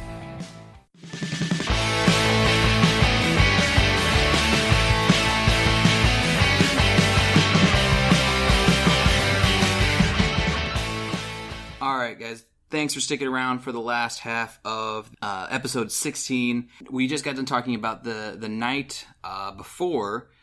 Well, I think this is probably night 2. The timeline was one of those weird things we weren't really sure about. I think this is night 2. And we find out this room that she's building, the one that she was drawing the night before, is a show-off room. She talks about, like, we're going to put all the rifles. Like, which rifles do you want in it? It's a room with a bunch of cases, and each case is going to hold multiple Winchester rifles. And we find a little bit about this. This is one that surprised me a little bit. Everything usually, up to this point, has happened at night. Yeah. Like, everything's been middle and dead of night, like, okay, nighttime means creepy. After the bells have. Yeah. Yeah, which is a big, like, they kind of telegraph a lot of their scares. Because the bell happens, then everything happens. So you kind of know what to expect. They twist it a bit. In the middle of the day, this is after they have, Henry is kind of secluded to his room because the guy just jumped off of a building, and Mom is saying, this and that. She's talking. She goes back into the room, and Henry's gone. You're like, okay, where's Henry? And then you hear, you don't hear. You see Sarah walking up the curling staircase, kind of up to a room, and she goes, oh, Henry. Henry's got a gun. One of the rifles, his eyes are glazed over, and he shoots. He misses. I don't know how he misses, because he's at, like, it must 3 have been, or 4 feet. Yeah, it was like 5 feet. Yeah, he's right there. He misses real wide. Like, Yeah. real wide. Like, over her shoulder. Mm-hmm. And she ducks down, and then we have this, like, back and forth of him shooting through one of the walls to try to kill her. Shoots, like, 3 or 4 times. Misses every time. She peeks her head over, sees his eyes, I thought that was a cool moment. And then he goes and tries to shoot her in the face. He's out of bullets. And then, for me, did you see this? That his eyes changed? He wasn't glazed over. He turns the gun around and starts beating her with it. It was like they weren't that gray. They were like black. Yeah. Yeah, I did see that. And he just starts beating the crap out of her with the butt of the rifle. Like, going at her. He's like, you must die. Like, die. Yeah. And like they finally, Eric and Marion catch him and prevent any more damage. But, like, this was he was going at her with the butt of this gun. Yeah. They prevent him, and she's like, you're a Winchester. You've got to die. And then he comes out of it. He's like, Mom, what's going on? So they take him to his room. And at this point, we're kind of on the downhill toward our big climax, or I guess we're at the uphill toward the climax, but it all feels like we're rushing to this main idea. And Eric convinces Marion, hey, your kid needs some help. Sarah doesn't want this. Sarah's like, hey, no, let me convince you. And so they both go off to separate areas of the house. And this was probably my favorite part, because this is the reveal that you never expected a reveal to. Yeah, and it's kind of this argument of science versus mm-hmm. spiritualism. Yes, absolutely. Eric's saying, no, we need to take him to a hospital. Your son needs medical help. And Sarah's like, I can do this. I can fix this. Mm-hmm. He has to stay in this house. And they're both, go off to different directions to start whatever it is they need to do. Yeah. And oh man, I keep looking back and like after this reveal, you can like go back through the movie and you're like, oh, that's cool. Like there's some cool moments. But so Eric goes down, makes a phone call to one of the guys and says, yeah, we need out of here now. We need out of here. Well, and then what about the assessment? He's like, you're going to get it. Like, just get me the hell out of here. And he turns the corner and he runs into the younger butler. We've had the older butler and the younger butler. And we kind of seen him a couple of times. Yeah. Just in the background. He was the one who told about dinner. Yes, he's the one that came to told him about dinner. And he's also been kind of with the older butler in a couple other scenes. Yeah. And he's like, anything I can do for you? And he's like, oh yeah, you can help me. I need to pack. So he's taking him through the house and he's talking to him. And he's like, I've seen things. He's like, you've seen them too. Like there's a connection between the two. Yeah. He's like, you've seen these things. Other people hear them, but I've seen them. And this was cool. So he's leading him through the house and he leads him to the same staircase that we've seen a couple of times. It leads to nothing. Yeah. And it's the one that Henry was on at the beginning of the movie. And we know it's kind of a bad place. Yeah. It's boarded up on the top. It's stairs that just go right to nothing. Right into the ceiling. Like, that's it.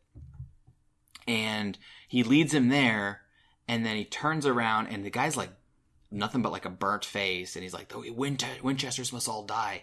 And you're like, oh shit, this guy's one of the ghosts. Yeah. He's seen him from the beginning of the movie, which that to me was one of those things. How do you explain that? Because he wasn't clear enough to see all the ghosts, but he was clear enough to see this one. Was it him being clear enough to see it, or was this ghost actually as strong that everybody could see, except for, essentially just Eric and Sarah. But it seemed like Sarah hadn't seen it. If Sarah would have known, she knew about him clearly. She's like, you see him. I don't know. It was one of those weird moments that it was like, there's a question that needs to be answered, but I don't even know what the question is at this point. But being as authoritative and as in control of things as she supposedly was, and I feel like they portrayed her in the movie, she would have known what staff members are who. Mm-hmm. So that kind of leads me to believe that he was the one that was seeing him. But and now that I look back on it, I don't ever remember seeing, his name is Ben. Ben, was it Locke or something like that? I don't remember seeing him ever in the same room as Sarah. No. He was only really with the psychologist. Yeah, he was with the doctor a lot, and you saw him, anytime you saw him, it was around the doctor.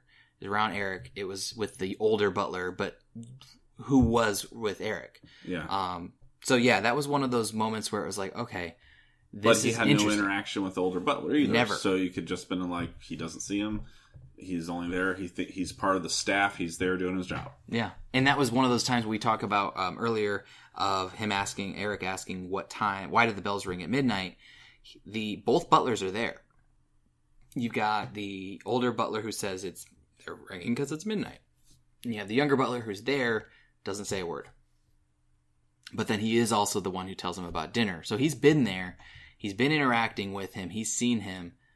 So it's kind of disturbing and really cool though at the same time to be like, okay, now let's go back and see all these interactions and how does this play into it. So, that was a cool reveal. And at that point though, it's all like, I think this is where I don't know, I'm not sure about you, but where I started not to like the movie because it was like, oh crap, we've got 25 minutes left on our budget. We need to wrap it up really quick. And I was like, I did like that they something right after that scene. They did go. He went right to Sarah, and she had already stumbled upon all her documents and records. And as soon as he got there, he's like, I've seen there's a staff member here who's gone crazy, and immediately gives him a obituary. And it's the same guy. Yeah. And the psychologist is dumbfounded. He's like, how can this be? Like everything I've been preaching the whole movie is now being just proven wrong. Yeah. And that's where we get a flashback, which starts to bring some of these details make more sense. So this guy actually was a Confederate soldier whose brothers were kind of, they say, ripped down because the Winchester rifles were so powerful that in comparison, the Confederates never stood a chance. And so his two brothers died in this fight against Winchester armed soldiers. And so he goes to the Winchester factory or offices intending to kill everybody as a way of repaying his brothers. And he goes in, and before he goes in, though, puts on the burlap sack. You're like, okay, now that makes a little bit more sense. And I liked that. I thought that was a good flashback. I almost wish we would have gotten that a few more times with some of the other ghosts, just because it made me connect to them and knowing their backstory and how they were tied to the rifle. Because sometimes you don't get that in certain ghost movies, or if you do, it's a little too late, or it's just real quick. We got to throw this in so you have some idea why this all connects. Yeah, and we only got that with two of the ghosts. We got that with Ruby, who we'll talk about here shortly, and we got that with Ben. Yeah. And I wish, like we saw at one point, we saw 2 different times a slave. And I wish we would have gotten like a little bit, like you can piece it together saying, okay, slave master was upset, shot him. Like, or something, like you can put it together, but I think it would have given more weight if we would have gotten a couple other stories. We see, an Indian war chief at one point. We see, all these different people who actually seem to be on the good side, trying to help. We don't really see a whole lot of why they got there. Yeah. Which these are all stories not necessarily connected to the house, but connected to the rifle. Yeah. Yeah. So, I mean, I wanted a couple more. It's not that the absence of those made the movie bad. No. I just think a couple more would have potentially made it a little better. But yeah, he gets, torn up. The policemen come in this flashback, shoot him, and they find out where they shot him. That's the newest room. That's this showroom that she had been drawing that night that very quickly was made with all of the Winchester rifles being put into it. So you're like, okay, it all makes sense. This is all building toward this guy in this room who Sarah's not completely aware of, but somewhat aware of enough to be able to, like, you say, like, oh, here's the guy you just saw. Which, there's a little bit of like, I think they're pushing it a little bit. But then we get to what I like to call Earthquake Night. Yeah. Because everything builds up to Earthquake Night. Which, again, I hadn't looked at any of the history, but 1906, major earthquake, they said the biggest one that America's ever experienced, correct? Yeah. Which, if you don't know that going into it, you really buy into this, this is spiritual. Like, the ghost is shaking the hell out of this house. Yeah. The shaking's not happening anywhere else in the area, that this is all done by this malevolent spirit. And the timing of it all makes you believe that. Things start to get weird, and then the shaking happens. First the bells. and then the shaking. Well, no. The bells, then the creepy-ass singing. Yeah. That we actually, so in the flashback, you have, I don't even remember the song. It's one I've heard before. It has that, da-na-na-na-na. Oh, yeah. The lullaby song. Yeah. Kind of lullaby. There you go. And Ben is singing it as he's waiting to be shot, basically. He's waiting for people to come in and just execute him for shooting 15 people. And then you see Henry is singing it. And you're like, no. Come on, Henry. What are you doing, man? He starts singing it, and then everything starts to happen. So it's kind of like the bells, the kid. Creepy ginger kid. Singing a lullaby. Oh, man. That was creepy. To be possessed.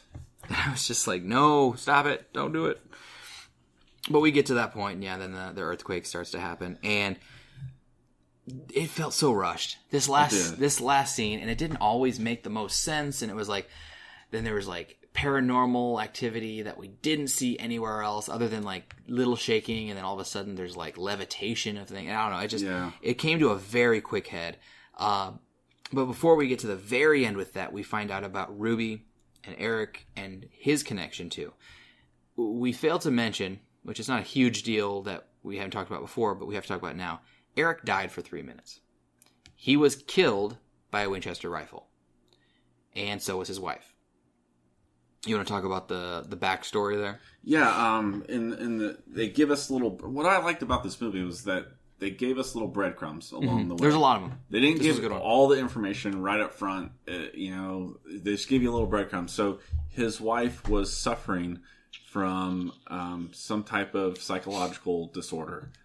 She kept complaining about hearing voices in her head and probably schizophrenia, bipolarism. Something along those lines. Something along those lines that would have been very hard to diagnose back in 1906. And so there's this altercation between them, and to shorten things up, she goes to shoot herself, and then he tries to stop her. Gun goes off, shoots him probably up in the upper shoulder, chest area. Yeah. And he falls down and he's bleeding, and she's just so distraught with grief that she turns the rifle onto herself and kills herself. Come to find out, he did die for 3 minutes. And throughout the story, he has this bullet. And the bullet that shot him, he had taken out. He kept it, had it refurbished, and he had an insignia on it of Together Forever. Together Forever, yeah. And he carries it around with him. Wherever he goes, he has this bullet with him. It's a connection to his past, to death. Yeah. It's a reminder of death, yeah. Yeah. And Sarah mentions it quite a few times in passing throughout the film. She, at one point there was a scene where she was like, "What was it like to die?" Like, she was really insistent. She wanted to know about this death. Well, yeah, and he was very not willing to talk about it at first. Which makes sense. It's a traumatic experience that you don't want to relive. You die, your wife kills herself. That's something you don't talk about with coffee. Yeah. So, so he's very overcome with grief of the loss of his wife and how things turned out, which they just give subtle hints here and there. Yeah. Yeah, and this all leads us into this garden room that we finally get back to, which makes me wonder, was that her finger coming out of the garden room? Because that's creepy. Like, he didn't seem to be terrified by her. He relived that experience in the garden room. But it seemed like she was there to help him. I would like to think that if a loved one had passed away and they came to me in ghost form, that I would not be scared. Yeah. And he didn't seem to be. No, and especially how much grief he had and love that he missed her and all this stuff, that he was almost kind of glad to see her. At first, he couldn't believe that he was seeing her. Oh, yeah, he's like, it's not real. It's not possible. It's an illusion. But, he didn't seem as scared as the other incidences with the paranormal. But, yeah, and he wakes up. So it's like he re-experiences this. It's almost like a reliving the day that happened, that when he was shot and his wife was shot.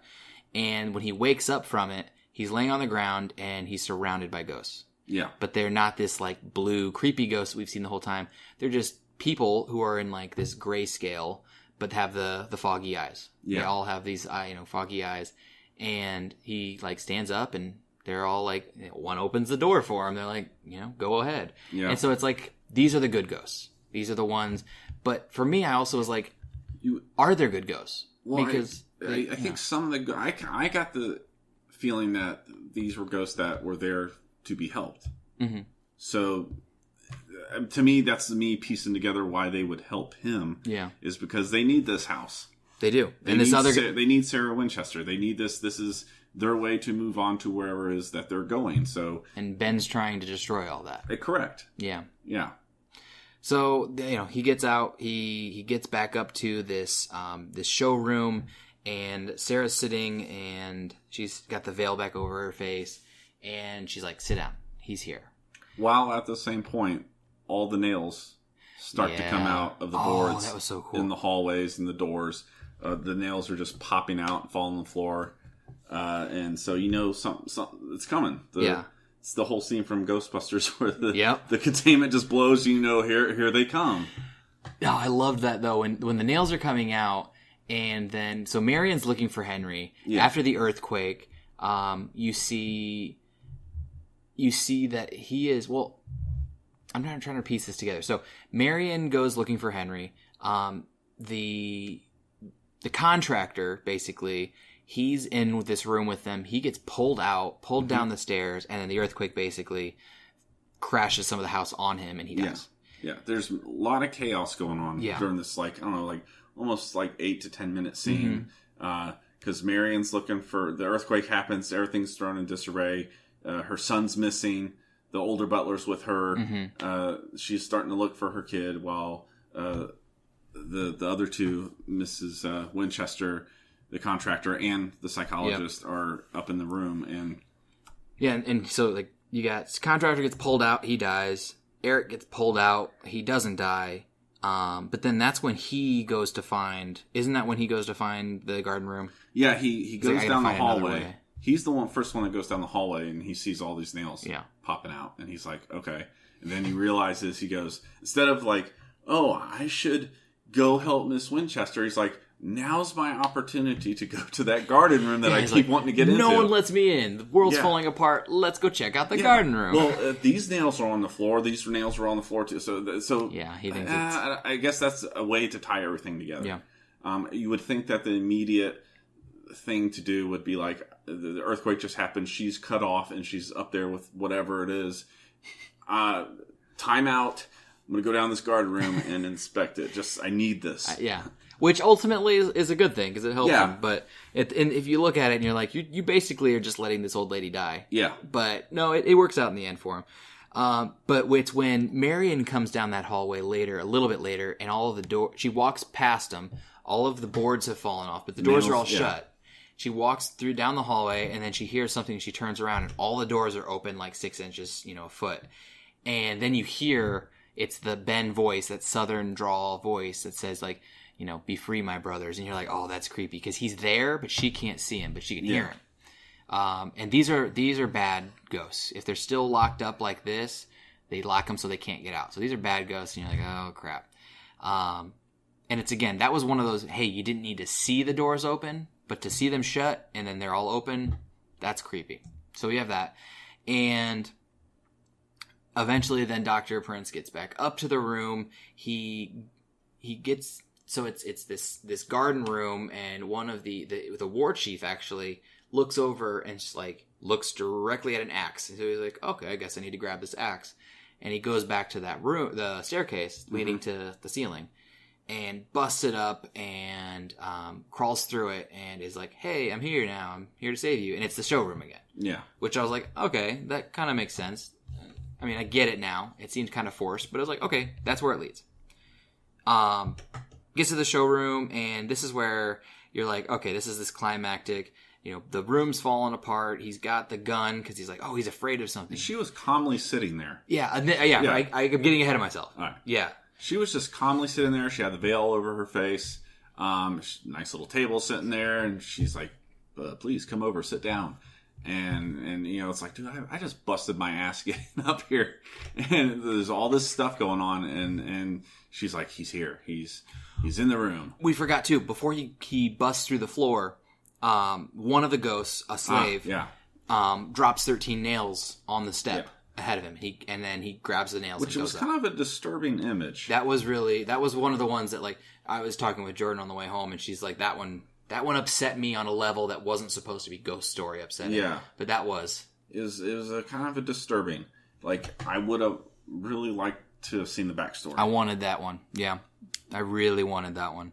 But yeah, she ends up getting possessed. Yeah. Because you've got Henry and Marion who go back down those stairs, the stairs that we saw in the Harry Potter closet. They go down, and it's kind of like a basement. It's like a basement, yeah. And there's a big furnace, which I'm like, this is like Home Alone, the creepy furnace in the basement. But she goes to him, and she sees the eyes, and the eyes are all glassed over, and that's when Sarah's like, "Stop it! Leave my family alone. Come to me." Hey, did you like the way that they did the possession? Because they had like 2 shots. Yeah, I did like it. She was standing there, sitting there, and the ghost was just kind of like over her shoulder, whispering into her ear. Wasn't like, I'm going to go into your body. It was. They kept showing 2 different angles. It was here's what looks like this whole scene would look like if you could see the ghost, and here's what this scene. But it didn't like go back. It was just like every now and then. Yeah, and I did like that, especially when she points the rifle at him, like, "Leave me alone. All the Winchesters must die," and you have him over the shoulder saying it at the same time she is, and it was that was cool. I did appreciate the way they portrayed that. And we have a big climactic possession, and he's like, fight it, and then the ghost is gone again, and there was a lot of cuts between that scene there with her and him, and then they would cut back down to the basement. Yeah. And she gets down to the basement, and there, Bag Boy. Yep. Is standing real close to the furnace, got the bag over his head, and she's gingerly walking. That's not a joke, but gingerly walking towards the boy. Yep. You're kind of like expecting something to happen because it's just that creepy. My back's turned to you. I've got a bag over my head, and I'm standing. And again, 1906, can't flip on a light. Yep. He just got that kerosene lantern, and she's going over to the furnace to check on her son. And we in that basement, we see the two brothers who've been now released, and they're kind of very slowly descending upon. And this is one that Jordan brought up that I wanted your insight in. So, who's all in the basement with her? Is it just the two brothers? Because I swear I saw 3. I thought I saw more than 2. Yeah. Also. But it couldn't have been him because he was trapped in there with them because he had nailed down the... he'd nailed the door shut. Yeah. But then there was the hole in the floor. Well, there was a point where he was going back and forth because he had possessed the boy. When she took that bag off, when she finally got to him and took that bag off, he had the foggy eye. Mm-hmm. And then that's when he left Sarah and went back down to the boy. And then when she had kind of regained her senses, she was like, come back up here. You want to talk to me. Yeah, but then there was the hole in the ground at that point. Yeah. But I swore that after he nailed the cabinet down with the 13 nails over the floor hole, that I still, when we went back down, there were still 3. And I'm like... Yeah, it was weird because... It was cutting back and forth. There was a lot of cuts. And then, like, at one point, he's, like, nailing the final nail into this cabinet to cover this hole, and the axe goes flying into the shelves, and so he gets the butt of a gun and just starts finishing the job. And then they had that weird cut scene where she's telling the ghost to come talk to me. Yeah. And they only showed his hand. I thought that was an interesting the little boy's hand, and it was, like, getting tight and then loose. And I was like, that was cool. That was a cool way of saying, showing, like... that he was about to, like, snap and, like, maybe kill his mom or something real, like, messed up. And then she's begging, come talk to me. I'm the one you want. Leave my family alone. And then the boy's hand goes loose. And then he's like, again, Mom, what's going on? So we get this climactic idea that he's afraid. Ben, the ghost, is afraid of something in the room. They think it's the rifle. And they're shooting the rifle that was his rifle that he took in. The same brand at least, or the same type, and Eric is shooting, and it's going right through him. He's like, so it's not the rifle. What is it? And here's the thing: the rifle. They did this several times, and I believe in the beginning you mentioned that right when we first are introduced to the doctor, he's on drugs, he's having a good time, he's laying there, and he looks up and he sees this picture of like this stag. Out in the wilderness, and the picture starts to bleed. Yep. And you're like, he's tripping. Yeah. I mean, that's a real messed up trip to see blood trickling out of a painting. Yeah. But he's tripping. And then it comes to find out that same picture is on the casing of the rifle, the same stag picture. I noticed that. So, again, another clever connection that you didn't get right at first, but they bring it full circle. Absolutely. So, like you said, they think it's the gun. So he grabs the gun with the stag on it. He starts shooting at a ghost.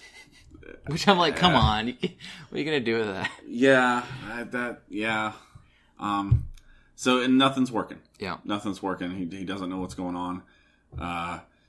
At one point, he flings Sarah Winchester into the wall. Mm-hmm. It's like choking her, basically. He's and like choking her beating out. The hell out of her. And he's kind of befuddled. He's like, he doesn't know what to do. Like, I've shot him, and the bullets are going right through him.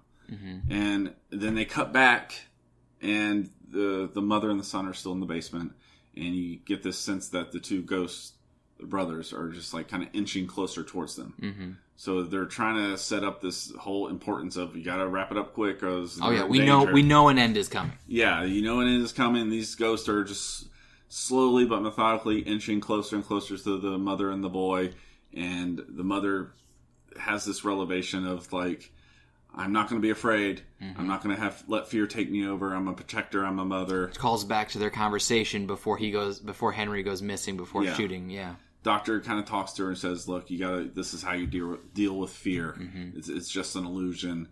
And so they cut back, and finally, I don't really know how they got there. How did they get that was the bullet? No idea. I have no idea. That was one of the things I'm writing. I'm like, they talk about like the bullet that saved will now be the one that kills or something. Yeah. No idea. Because the bullet that he's been carrying around is the bullet that kills Ben. And I'm like, that was one of the biggest questions I had, is I didn't understand. Like, I get the connection if I really work hard, but I don't remember I'm like, okay, yeah, well, it's the bullet, but why the bullet? Because the bullet was something that he brought back with him from the dead, maybe, but like, But to really get from, didn't like, get that. I've shot him and it's not working, to, how about I try this one bullet in my pocket that I've been carrying around for 8 years? Mm-hmm. Yeah, I have no idea how that ended up being the one. And then what I was kind of majorly confused with is this ghost is standing here, and all of these guns are rising up with him. Yeah. I'm like, we've never seen any of this major, and all of it comes, and all his glass is there, and all these rifles are just sitting, staring at him. Like, if you want to kill the guy, kill the guy. They're sitting there for like 15, 20 seconds of like movie glass, time. Yeah. Guns. And he drops down, or he goes to shoot him, and he sees him, and then he disappears. And then she's like, you hear Sarah's voice saying, like, see the truth, in this like whisper, and then his eye opens, and then he sees him again. And it's like, I get it, but like, I don't. And he does a little John Wick kneel down to the ground, shoots the ghost, takes the bullet. All the other bullets didn't work, this one bullet does. Yep, and then the brother who's reaching out, or one of the brothers who's reaching out to touch the Henry and Marion in the basement, then like pulls his hand back, and it's like, nope, I guess we can't do this because our brother, the powerful ghost, is gone now. Yeah, and all you're left with is a sack. Mm-hmm. Yeah, that burlap sack. But now he's at peace, and it's funny because Sarah's like, okay, it's over. Everybody go back to your rooms. Is he at peace because he got shot again? I don't know. He's at peace. Basically, it's like, banish the demon back to the depths of hell. He's at peace. I'm like, I don't think he's at peace. He got shot twice by Winchester. Once in real life and once in the afterlife. Like, Ghost Ben also got shot. He can't catch a break. No. I was like, I didn't get the ending. And I was up to that point. It's like, you're gonna shoot a ghost. It was like the silver bullet, but there was no reason why the silver bullet worked. In the whole movie, you have Sarah Winchester who's talking about the anarchy and the damage that these guns cause, and I'm only in it here because it made me rich, and I can try to use my money towards something good. And then her suggestion at the end of the movie to fix everything is, here, use a gun. Shoot him with a gun. Which, that's not the characteristic or the setup that we've gotten at any point. No. She hates the guns. That's why she introduced the idea of the roller skates. She wanted to expand the product. She hates the guns. She's been dealing with this for her whole life about she is tied to violence and death. Mm-hmm. Her name is. So she's going to use violence and death to prevent more violence and death? Like, that's okay. So there you go. Now you have what this movie is trying to get at. This movie is the conservative agenda saying that guns actually help people. Guns don't kill people. Guns kill ghosts. Ghosts kill people. Guns don't kill people. Ghosts do. I don't know. Yeah, it didn't make sense. It didn't line up with the rest of the movie. Yeah. But that's your climactic ending. The ghost is now dead again, and everybody goes back to their rooms, and they hammer everything back up, and it's like, okay, we're good. He finishes his analysis. Mm-hmm. Which is she is of sound mind and body. I don't know why I can't say that tonight. Mind and body. And, it's what you expect to happen at the end because he's experienced the same. Eric has experienced everything that Sarah has. Because through about 3/4 of the film, you think that he's just going to be like, she needs psychological help. Because he's not seeing what she's seeing. Yeah. And lo and behold, the last 20 minutes of the film, he has this revelation. He sees it, and he is very happy to be gone. And you have like the morning after, and everybody's get back to working again on this house. And they're deconstructing both the garden, because now there's been some sort of some ending, some resolution to that story. They're deconstructing the garden room, and they're deconstructing the showroom, because those are now done. Yeah. And you have we can finally talk about this now. We see the outside of the building again, and there's like a portion of it that's collapsed. That's the one that killed off the old butler and the contractor. And she's like, well, what are you going to do now? She's like, we're going to rebuild. It's like, okay. Kind of gave him a little look like, you get it, right? Yeah. Nudge, nudge. And I was, and that was something too, is that, they almost that's your end. And then they show like in 1906, September, the worst earthquake happened. And Sarah went on to do this. And then she died here in 1922. And then Jordan sitting next to me, and she's like, but she didn't rebuild, because apparently after that, it destroyed like half of the mansion. Yeah. They closed it off and never rebuilt that section again. So it was like, but that was never brought into it. Like none of that history came into it. Yeah. In my research, through it. The earthquake did happen. It was a legitimate earthquake. Absolutely. And in reality, the earthquake tore down the bell tower. Yeah, we talked about that earlier. The earthquake tore down the bell tower. It was never rebuilt. She did so much rebuilding that the only way you could get to the bell tower was through an underground passage, because the house just built up around the bell tower. Which they did a good job of showing, like, how she just constructed random anywhere she had a room, anywhere she could. Yeah. So that makes absolute sense. So the earthquake did happen. It tore down the bell tower. It was never rebuilt. I don't know. I don't know why they left the bell tower up. I thought it would have been a little bit more symbolism that it was tore down in this, getting rid of this humongous ghost, this paranormal entity. Yeah. But that's a director's decision. And it does. She died in 1922. 22 sounds right. Of heart failure and her sleep. And that's where the movie ends. Yeah. And it goes, and we see the very end. We see the picture, which you had told me, the only one, only known. So Sarah Winchester was super reclusive, millionaire, multimillionaire, and there was not many pictures of her. And the one that you've seen it in the trailer or an advertisement for posters is of her in the full black funeral garb. The very, very pale face, too. Very pale face. Very white, pale face. Sitting in a carriage. And at the end of the film, that's literally the last thing you see, is that they show the actual picture. And that was like one of the only known pictures of Sarah Winchester. Which I thought was a nice touch. Yeah. Just kind of cool, like, here's this. End of the movie, like, to show you, like, yes, she was like this. I like it when I think The Conjuring did that. I liked it when they showed the actual pictures of the people, and I appreciate that, because it's like, okay, these are real people. Here's the history. Yeah, even if it's for a slight little moment, here's the history. So and that's kind of where the movie ends. So before we get into our final thoughts, Rotten Tomatoes butchered this thing. They gave it a 10%. Do you think it was better than a 10%? Yeah. Where would you put it? Like, 100 being one of the best movies, no plot holes, nothing wrong with it, and 0 being like, how did this get made? I'd give it a 30.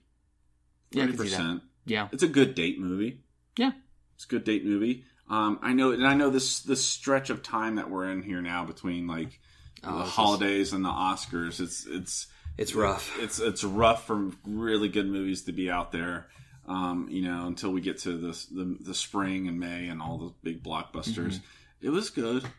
Again, I went in having low expectations, so watching it fully and not basing my opinion on reviews or a couple of trailers, it exceeded my expectations going in.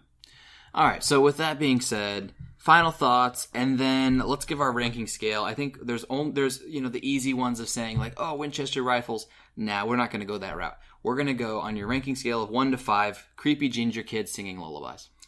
So, final thoughts, and then give you a rating. I liked it. I like it when a movie can bring and tie things together. Yeah. I don't necessarily have to have a happy ending, but tying things together or putting certain things there that you may not know at first, and it comes back to get you. I like that stuff. And then doing my research on this and then watching the film, the movie does kind of give you the sense they go full force with the ghost thing, which I'm thinking through the whole movie is like, is she in real life the real Sarah Winchester? Was this a real thing? Yeah. Or was she just grieving? Was this constant building, just a part of her grieving? She lost her husband. She lost a child. I mean, this is a lot of things. Is this just grieving? Yeah. And I guess that's the myth of it. That's the legend of the Winchester house. Was she really being haunted by ghosts? Was she doing all this construction to keep ghosts at bay? Yeah. I give the movie, I would say, almost a 3. Okay. I would give it almost a 3.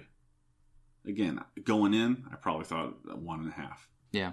But actually seeing it and witnessing it and seeing what they did, I thought the writing was pretty good.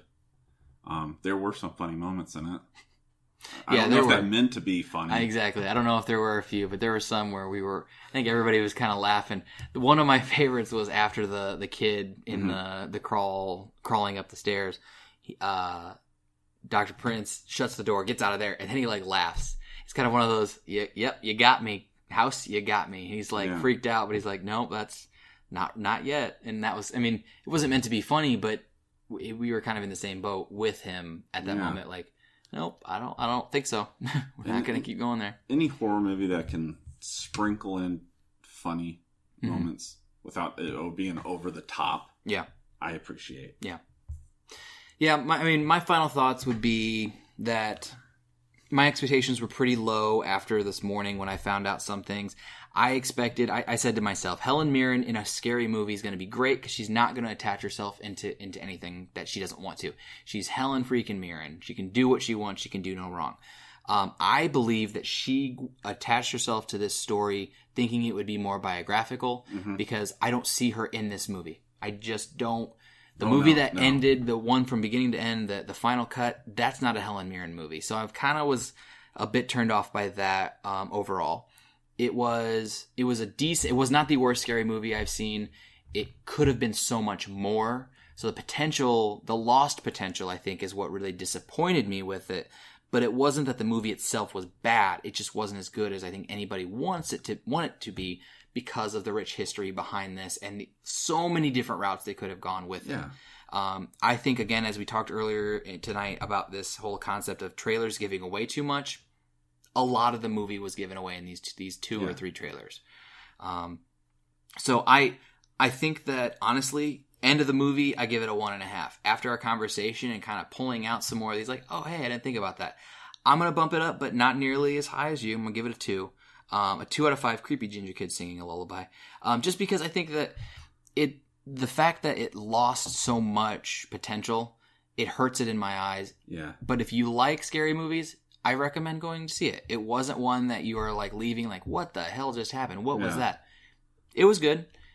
It could have been so much more, though. The blueprint is there for it because this is a real thing. So you, as writers, you shouldn't have to do too much to make it scary. The legend's there, whether you believe it's an urban legend. It's there. The history of it's there. I kind of agree with you. Yeah, and I again, go see it. It's a good movie, but don't expect it to be what you expect it to be, knowing that it's Helen Mirren with a rich history storyline there for you. Was she the glue of this movie? Was she what? The glue. Oh, absolutely. I think that without her, I love, what's his name? Jason, is it Jason Clarke? Yes. Yeah, Jason Clarke. I love him. We were talking about him before, and I think that some of the things that he has done, some of the movies, they're subtly just, he puts on a good performance. Yeah. But without her performance, this is a B movie to me. Yes. It's a B scary movie. It's got some scares. It's not awful, but it's by no means impressive. Her performance within it, as far as the believability and kind of the fine line between the reality and illusion and the mental aspects of it, make it more interesting. Without her, I give it a 0.5 to a 1. She's nothing about it makes me want to see it, but she was good. Yeah, I think so. All right. So, anything else that we missed? No, I had fun. This was great. This was a good time. I did not expect to talk we're at almost 2 hours. This is awesome. Did not expect to talk 2 hours about a movie that I give a 2. That doesn't usually happen. So this was great. We'll have to have you on again. Please do. This is great. We'll find some time. We've got lots of movies coming up. The summer is ripe with them. And, if we get you on before that too. Next week, we are going to be looking at Black Panther. I am pumped. I cannot wait.